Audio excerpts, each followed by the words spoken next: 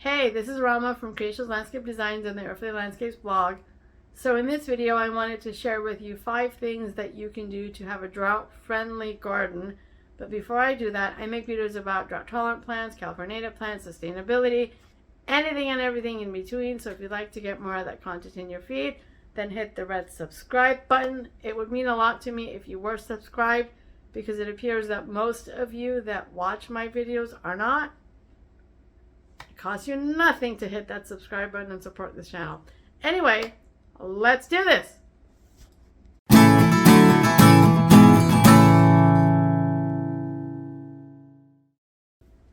The first thing that you can do to have a drought-friendly garden, and this is a topic that's debatable for some people, is plant California natives.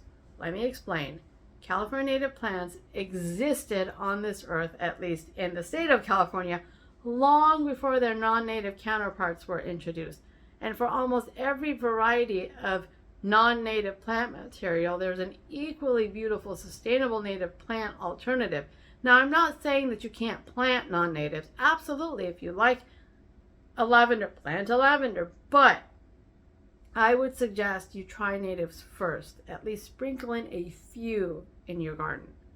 The second thing that you can do to have a drought-friendly garden is to plant seasonally. What I mean by this is not just plant seasonally in that every season there is some plant blooming, but also plant with different textures of plants, different shades of green. Maybe you've got a plant that blooms in the winter, and then you've got another plant that blooms in the summer, and then you've got other plants that bloom in the fall or spring. Because what this also does is this allows the wildlife to be able to constantly have access to food in your garden. So instead of going to your neighbor's house to have a wildlife holiday party, yeah, they're going to come to your house.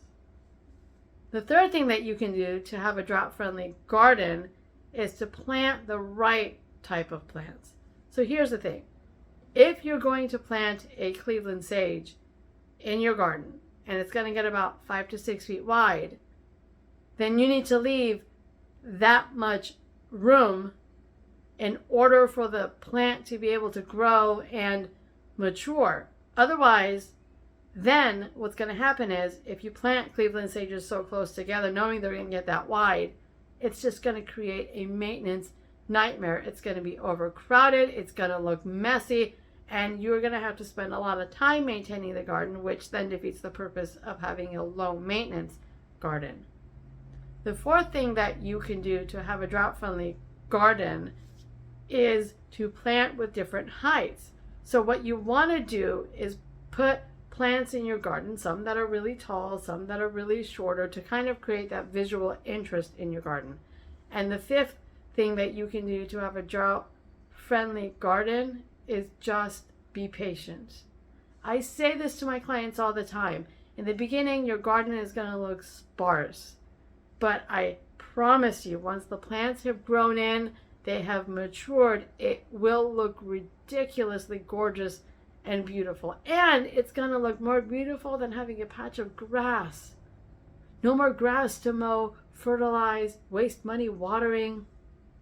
I can guarantee you that if you have a drought-friendly garden, and yes, in my opinion, we're still in a drought, it's far more eco-friendly, far more sustainable, and in the long run, it's not only going to be better to your wallet because you're spending less money in the long term, but it's also going to be beneficial to your health. Because what is going to bring you joy and pleasure? Staring at a patch of grass or staring at a bunch of flowering plants that the hummingbirds get to drink off of, and you get to watch them do that?